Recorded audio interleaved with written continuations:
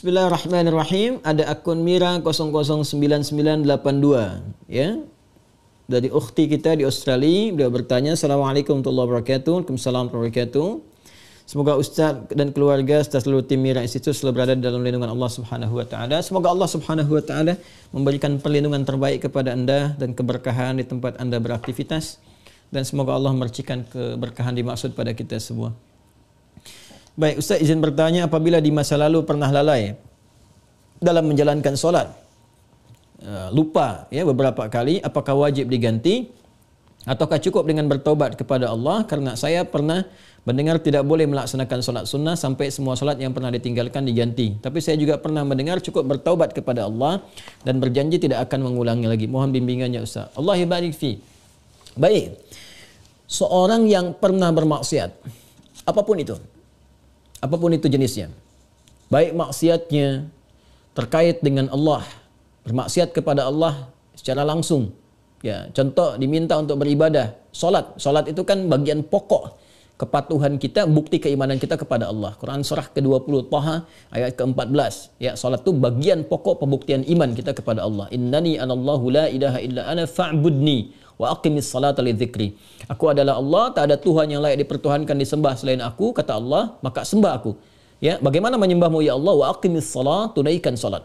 Ya, untuk mengingat aku, kata Allah. Quran surah ke-20 Taha ayat yang ke-14. Ada orang tak solat, ya, tapi dia mengaku beriman, atau dia menunda-nunda solat, ya, atau solat semahunya. Ada orang puasa Daud, dia solat Daud. Puasa Daud tu dia puasa Senin, Selasa dia rehat. Ya, Rabu dia puasa, Kamis dia rehat. Tu puasa Daud. Ada ni orang solat Daud. Ya, subuh dia solat, zuhur tak. Asar dia solat, maghrib tak. Itu solat Daud. Itu tidak ada. Ya, dia melakukan itu, dia maksiat pada Allah. Maksiat dalam hal ibadah. Ada maksiat hakun adami, ya, maksiat yang terjadi dari anggota-anggota tubuh pada soalan-soalan yang memang dilarang oleh Allah. Ya, lisan cakap yang baik, dia bercakap tak baik, dia mencela orang lain. Padahal Allah mengatakan, ya ayyuhalladzina amanu la yaskhar qaumin qaum. Hai orang-orang beriman, jangan saling mencela. Quran surah 49 ayat 11, ya. Dia mencela, dia bermaksiat. Semua jenis maksiat ni, baik terkait hubungan dengan Allah ibadah atau terkait dengan interaksi sosial dalam kemanusiaan, muamalah, itu cara mengobatinya untuk kembali pada jalur yang benar. Cara pertama adalah dengan bertobat. Quran surah keempat An-Nisa ayat 17. Quran surah keempat An-Nisa ayat 17. Innamat taubatu 'ala Allahi lilladzina ya'maluna as-su'a bijahalatin thumma yatubuna min qarib. Sungguh taubat yang diterima oleh Allah itu subhanahu wa ta'ala, taubat yang diterima oleh Allah itu subhanahu wa ta'ala adalah taubat dari perbuatan buruk, su. Ya, perbuatan buruk, su itu perbuatan yang menyalahi ketentuan Allah. Ya, diminta memandang yang baik, dia pandang yang tak baik. Diminta solat, dia tak solat. Itu perbuatan buruk. Dan sumbernya dari nafsu yang digoda oleh setan. Jadi perbuatan su itu sumbernya dari nafsu yang diprovokasi oleh setan, digoda oleh setan, dikuasai oleh setan. Itu ada di Quran surah ke-12 Yusuf ayat 53. Wa ma ubarri'un nafsi innan nafsa la'ammaratun bis-su illa ma rahima rabbi. Kita tak mampu menganggap diri kita suci karena ada nafsu yang masih diprovokasi, digoda oleh setan. Orang yang mengikuti godaan-godaan setan itu, was-was setan itu, maka nanti jiwanya akan mengikuti perintah setan, mengajak pada keburukan. Itu yang disebut dengan ammarah bisu namanya. Ya, mata melihat yang buruk, su. Lisan cakap yang buruk, su. Telinga dengar yang buruk, su. Jamak dari su, sayyiat namanya. Bila banyak dikerjakan sayyiat. Allah itu punya sifat Rahman, punya sifat Rahim, yang tidak menginginkan hambanya pulang membawa maksiat. Kamu ini lahir bersih, bersih keadaannya, tampilannya bersih, tak ada dosa, tak ada keburukan, tak ada kotoran. Kenapa pulang kepada Allah jadi kotor? Kerana itu Allah tak berkehendak. Allah tidak berkehendak bila ada hamba satu pun pulang kepada Allah dalam keadaan maksiat, dalam keadaan kotor. Maka sepanjang dia hidup diberikan kesempatan untuk taubat. Taubat ini nanti yang berpeluang membersihkan kembali kotoran-kotoran dosa dan menyucikan jiwa-jiwa yang penuh dengan dosa-dosa. Ini taubat namanya. Nah, taubat itu nanti ada 3 turunan hukumnya. Ada 3. 1, mengakui kesalahan. Salah ini. Jadi kalau kita sadar ya pernah salah, itu sudah sepertiga taubat. Dan itu mahal sekali. Hidayah Allah mahal sekali. Itu yang tak dipunyai oleh syaitan. Syaitan itu tak punya itu. Ya, karena sifat sombong, dia tahu Allah itu penerima taubat tapi tak mau taubat. Ketika diminta oleh Allah itu untuk taubat, diberikan isyarat tuh, dikonfirmasi, ditanya, "Ma mana'aka alla tasjud?" Ya, "Ma mana'aka alla tasjuda idz amartuk?" Kenapa kau tak mau sujud ketika aku perintahkan? Itu kan isyarat taubat. Ya, Quran surah ke-7 ayat 12. Ya, tapi dia tak mau taubat. Ya, tak mau taubat. Dia menjawab, "Ana khairum minhu, khalaqtani min narin wa khalaqtahu min tin." Aku lebih hebat. Nah, itu bahaya. Kesombongan itu bisa menutup seseorang untuk bertaubat kepada Allah. Itu bahaya sekali. Karena itu Allah mengharamkan kesombongan, ya, karena sayangnya kepada hamba diharamkan kesombongan supaya masih berpeluang untuk taubat. Itu bedanya syaitan dengan manusia. Ingat ya, manusia salah karena ada nafsu, tapi manusia taubat. Adam manusia diberi contoh oleh Allah, ya, supaya bisa diteruskan pada anak cucunya. Diberi contoh, Adam keliru. Lalu kemudian diberikan jalan taubat. Al-Baqarah ayat 37. Fatalaqqa Adamu min rabbih kalimatin fataba alaihi. Adam menerima talaqi ayat-ayat taubat. Ya, dia memohon kepada Allah, Rabbana zalamna anfusana wa illam taghfir lana wa tarhamna lanakunanna minal khasirin. Taubat, dia diterima taubatnya. Syaitan salah, diberi kesempatan taubat, dia tak taubat. Ya, jadi jangan ikuti jejak syaitan. Wala tattabi'u khutuwatis syaitan. Quran surah kedua ayat 168. Jangan diikuti langkah syaitan. Kita beda dengan syaitan. Kita beda dengan syaitan. Manusia salah, manusia taubat. Syaitan salah, syaitan tak kenal taubat. Jadi kalau ada manusia bersalah, pernah berbuat salah, tak mau dia taubat, itu patut diduga. Boleh jadi sedang dikuasai oleh syaitan. Nah, jadi kalau ada pertanyaan, itu pertanyaan fitrah. Ya, saya pernah salah. Itu selalu ada fitrah itu. Ya, dua anak Adam yang pernah salah satunya bermaksiat itu dan berkehendak untuk membunuh Adam, membunuh anak Adam salah satunya. Ada kisah dua anak Adam itu di surah Al-Maidah, ya, ayat 27 itu, ya, sampai dengan 30, ya. Watlu alaihim bil haqqi watlu alaihim naba ibna Adam bil haqqi id qaraba qurbanan fataqabbala min ahadihima wa lam yutaqabbal min al-akhar. Muhammad SAW kisahkan, bacakan kepada umatmu, ya, tentang kisah dua anak Adam yang diperintahkan untuk berkorban. Yang satu berkorban baik, yang satu tidak. Ya, maka yang satu diterima, yang satu tidak. Maka yang kecewa ini dia merasa cemburu, ingin membunuh. Nah, ketika akan membunuh ini fatawa'at nafsu lahu nafsuhu. Fatawa'at tawa' itu artinya naik turun. Ya, jadi enggak ya, lakukan tidak ya. Nah, itu di fitrah kita itu selalu ada bagian fitrah yang mencegah berbuat maksiat. Ada yang sifatnya mencegah dari awal, ada yang sifatnya menyesali. Ya, menyesali itu sambil mencela. Kenapa tadi saya harus marah nih sama anak nih? Kenapa tadi saya harus mencela dia? Kenapa tadi harus saya cemberut? Kenapa tadi saya harus berkata yang kasar? Padahal saya bisa berkata yang lembut. Nah, itu ada penyesalan yang kedua sambil mencela diri. Nah, bagian yang kedua ini setelah tak mampu mencegah, dia menyesali, disebut lawam namanya. Sifatnya lawamah. Ya, makanya ada yang dikenal dengan nafsul lawamah. Diri, jiwa yang mencela. Kenapa melakukan itu? Nanti puncaknya terjadi di akhirat, saat kembali, saat hari kiamat. Ya, banyak orang menyesal, kenapa dulu tak begini? Kenapa dulu harus begitu? Nah, itu ada di surah Al-Qiyamah, surah ke-75, ayat yang kedua. La uqsimu biyaumil qiyamah, wa la uqsimu bin nafsil lawwamah. Ya, aku bersumpah, kata Allah, ya, ada di jiwa-jiwa itu sebetulnya yang menyesali perbuatan buruk itu kenapa terjadi.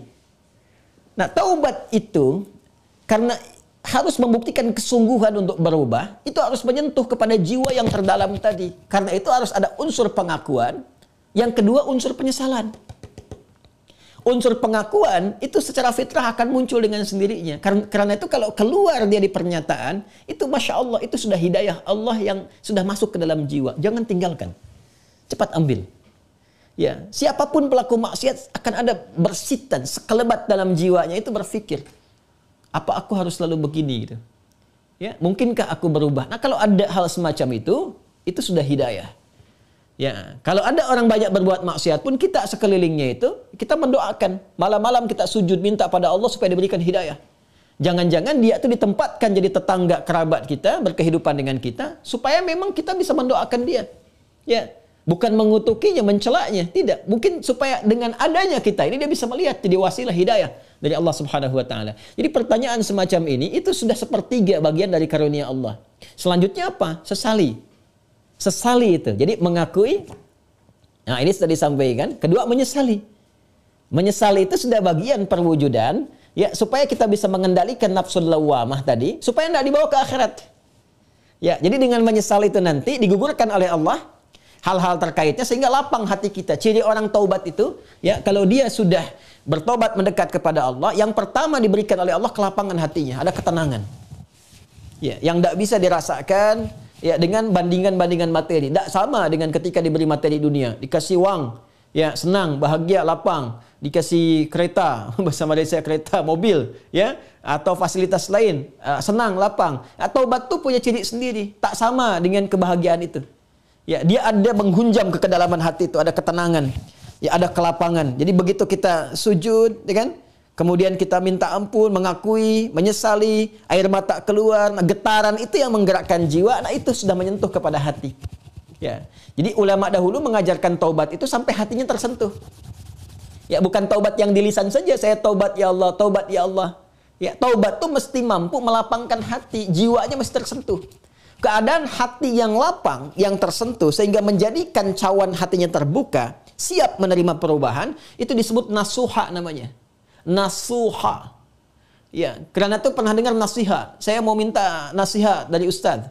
Nasihat itu dari kata nasoha, sesuatu yang melapangkan. Karena kalau kita dengar nasihat, hati kita lebih lapang. Anda punya masalah, konsultasi, diberikan jawaban, hati lapang. Itu nasihat namanya. Ya, seakar dengan kata nasoha. Nasoha yansohu. Sifat keadaannya disebut nasuha. Karena itu kita mendengar ada ungkapan, istilah bahkan diambil dari ayat-ayat yang sampai kepada kita, taubat nasuha. Ya kan? Taubat apa? Nasuha, taubat yang mampu melapangkan hati. Caranya bagaimana? Mengakui, menyesali. Penyesalan itu harus langsung bisa menyentuh kepada jiwa. Ya, karena itu ada ulama mengajarkan istighfar sekian kali supaya jiwanya tersentuh, bangun di malam hari, ya kan? Yang ketiga, di bagian terakhir, membuktikan perubahan dari hasil taubat itu. Membuktikan perubahan dari hasil taubat itu dengan beramal soleh. Dengan beramal soleh. Jadi kalau saya bisa ilustrasikan seperti ini. Bismillah. Ini salah. Perbuatannya disebut dengan su. Ya, dengan segala turunannya. Mata salah, telinga salah, lisan salah sampai ke kaki, itu perbuatan su. Jamaknya sayyiat. Ya, tadi Quran surah ke-4 An-Nisa ayat 17 yang menggunakan su, 18-nya sayyiat. Ayat 17, innamat taubatu 'ala Allahi lilladzina ya'maluna su'a bijahalatin. Ayat 18-nya, wa laysatit taubatu lilladzina ya'maluna sayyiat. Ya, dan seterusnya ayat. Ini yang jelek, saya silang. Lawan dari ini namanya salih. Jamaknya salihat. Wal 'asr innal insana lafi khusr illa alladhina amanu wa 'amilus salihat. Ya, man amana wa 'amila amalan salihah. Ini tunggal, ini bentuk jamaknya. Taubat adalah jembatan yang mengalihkan perbuatan buruk ini kepada amal saleh ke sini. Tadi diawali dengan mengakui, ya Allah salah nih. Nah, biasanya Allah bantu dengan hidayah, ada pengakuan itu. Ya, ada pengakuan dalam diri kita, mengakui kita berdosa, mengakui kita keliru, kan? Diberi jalan oleh Allah, diberikan sentuhan. Nah, ini anugerah yang pertama nih. Karena itu kalau ada diberikan ini, tadi saya katakan itu sepertiga dari anugerah. Sambut dengan penyesalan, menyesali. Menyesal ini tak hanya mengatakan, kita katakan saya menyesal ya Allah, tak. Sampai merasakan di hati itu kelapangan. Itu disebut nasuha. Taubat nasuha, taubat yang melapangkan kepada jiwa, kepada hati. Ya, sampai merasa tenang, enak, kan? Mampu membezakan antara ini keliru, ini benar, kan? Kita menyesal, air mata keluar. Makanya Nabi pernah menyampaikan dalam kondisi seseorang itu, Masya Allah, kan? Dia dalam keadaan sunyi sendiri, lalu menetes air matanya karena merasa berdosa, ya. Menyesal dia, menetes air mata dalam kesendirian karena merasakan penyesalan dari dosa. Seketika Allah turunkan ampunan untuknya.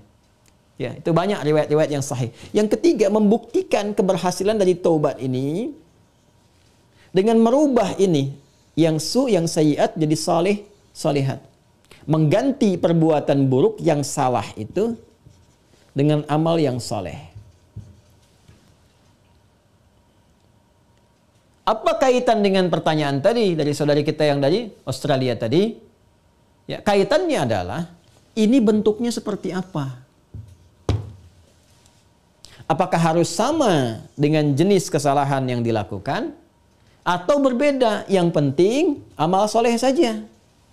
Karena ayat-ayat Quran yang mengiringi ini sifatnya memberikan kata umum. Ya, faman taba wa aslaha. Siapa yang tobat wa aslaha. Kemudian dia memperbaiki diri. Aslaha itu kan berubah menjadi soleh. Aslaha yuslihu. Aslaha. Itu banyak ayat di Al-Quran tuh. Man taba wa aslaha. Taba wa aslaha. Dia tobat lalu dia buktikan ingin berubah jadi soleh. Memperbaiki diri.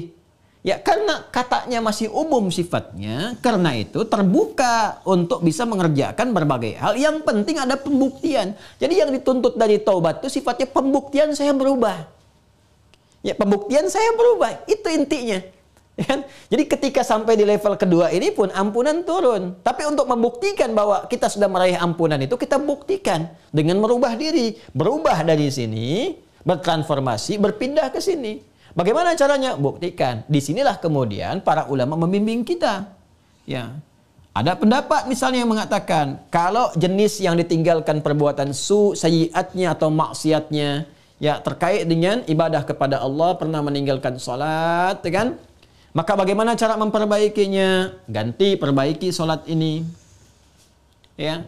Dari yang pernah kemudian ditinggalkan, maka ada yang berpendapat dengan qadha salat ketika ingat dikiaskan. Ya, maka di waktu-waktu tertentu, ya saat yang bersamaan, misal setelah salat zuhur ditunaikan, zuhur selesai ditunaikan, ya maka yang lain ada salat sunnah, dia mencoba untuk mengganti dahulu yang terdahulu yang pernah dia rasakan tertinggal, dia niatkan untuk mengganti.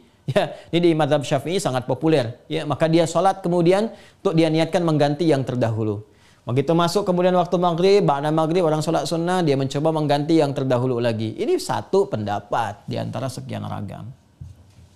Ya. Ada kedua yang berpendapat, tak dibatasi dengan sholat ini saja. Ketika dia tobat, diterima tobatnya, diampuni. Kalau sudah ampun, turun, ampunan Allah turun, diampuni, ya gugur yang kemarin itu, selesai. Tinggal dia buktikan memperbaiki. Bagaimana cara memperbaikinya? Ya, sesuai dengan keadaan dia yang baru. Kalau dia sudah kerjakan sholat zuhur, ya sudah, selesai sholatnya. Mengganti yang dulu-dulu, perbanyak amalan yang lainnya dengan sholat sunnah. Dia kejar qabliyah zuhurnya, dia kejar ba'diyah zuhurnya, untuk membuktikan kepada Allah bahwa dia telah sungguh-sungguh berubah. Ya, ini hanya ragam saja bagaimana kita kemudian bisa memilih di antara ini, dan semua punya jalurnya yang dapat dipertanggungjawabkan secara syariat. Ya, jadi dipersilahkan Anda nyamannya mau yang mana yang dikerjakan, tapi hanya ingin menunjukkan ini ada perubahan dalam diri kita. Jadi boleh Anda perbanyak amalan-amalan sunnah, ya ada yang berpendapat, ambil karena umum sifatnya, tidak ada spesifik menekankan kepada Anda. Ya harus mengganti yang terdahulu misalnya dengan kerjakan yang fardu lagi, nggak ada yang spesifik begitu. Karena itu tafsirannya luas. Ya kaidah berkata sepanjang umum tidak ada takhsis, maka jangan ditaksis. Jangan dikhususkan pada amalan tertentu. Jadi ambil yang paling ringan. Ya, kalau misalnya Anda ingin coba ganti dengan mengganti menggunakan yang sunnah, silahkan, babnya luas. Perbanyak ibadah sunnahnya, bangun malam tahajud, buktikan dalam kebaikan dan seterusnya. Dan semoga dengan itu Allah Subhanahu wa taala ya memberikan ampunan kepada kita sampai kita kembali kepada Allah dalam kebaikan. Ini babnya. Ini babnya. Jadi prinsipnya sebetulnya bukan persoalan apakah ganti menggunakan fardunya lagi atau cukupkan dengan yang sunnah saja. Bukan itu persoalannya. Persoalannya sejatinya adalah bagaimana kita membuktikan kepada Allah kita berubah. Dan babnya luas. Ya. Jadi kalau Anda kemudian ingin memperbanyak yang sunnah, silahkan. Perbanyak sunnahnya, tunjukkan berubah. Sedangkan yang kemarin sudah kita mohonkan kepada Allah, minta diampuni, terampuni. Ya Allah berikan kepada kita diampuni dan seterusnya. Ya, jadi kalau Anda ingin pilih kemudian untuk mengulang kembali dikiaskan sholat di saat ingatnya, ya orang lupa saat ingatnya, pada waktu ingatnya dia itu sholat, ya orang tertidur bangun saat bangunnya dia itu sholat. Misalnya ada orang tidur dari subuh, kemudian dari sebelum subuh dia tidur, bangun-bangun dia jam 10 misalnya kan, ya baru ingat dia belum sholat subuh. Maka saat ingatnya itu dia kemudian menunaikan sholatnya. Nah, ini dikiaskan kepada keadaan seperti itu, ya kemudian dia tunaikan. Adapun orang-orang yang kemudian dia ingin memilih, saya ingin perbanyak yang sunnahnya saja, tak ada masalah. Ya, tak ada masalah. Ya, jadi silahkan perbanyak sholat sunnahnya dan tidak ada satupun dalil yang spesifik mengatakan dilarang menunaikan sholat sunnah sebelum yang fardunya tercukupi dahulu. Kita pun tak tahu berapa fardu yang sudah tertinggal. Bagaimana mencukupinya? Ya, jadi nggak ada dalil spesifik seperti itu. Yang ada adalah terbuka luas untuk kita beramal, membuktikan kesungguhan kita telah berubah. Wallahu ta'ala a'lam bis-shawab, dan semoga Allah menerima taubat yang kita mohonkan kepada Allah, dan tidak ada semua kita yang bebas dari kesalahan. Saya, Anda, kita pun pasti pernah berbuat salah. Dan Allah sangat mencintai pelaku maksiat yang bertobat dibandingkan dengan seorang yang saleh yang tidak pernah merasa salah dalam kehidupannya. Wallahu ta'ala a'lam bis-shawab.